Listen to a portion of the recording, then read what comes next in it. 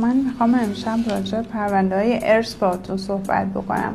ببینید عزیزان، اینو حتما در نظر داشته باشید که زمانی که عزیزانتون فوت میکنن و بر اساس اون رابطه خونی که شما با اونها دارید اموالی از اونها به ارث به شما میرسه،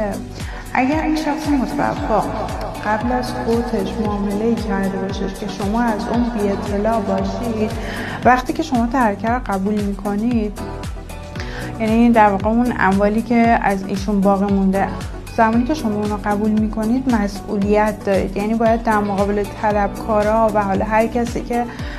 متوفا به ایشون بدهکار هست شما پاسخگو باشید، مگر اینکه شما اصلا اون ترکه و اموال رو قبول نکنید و بگید من ارث اون شخص رو نمیخوام. زمانی که شما قبول نمی‌کنی به تبع شما هیچ مسئولیتی در مقابل طلبکارا نداری، ولی به همین نسبت که شما قبول میکنید و ممکنه حالا ذوق زده بشید و بگید که حالا اموالی به اموالم اضافه شد، ولی ممکنه دردسرها و مسئولیت‌هایی به تبع برای شما داشته باشه به نسبت اون مالی که به شما رسیده،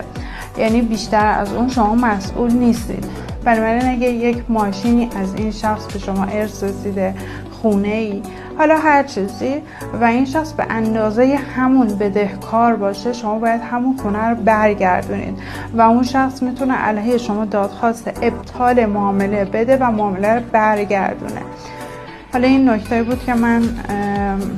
توی محاکم قم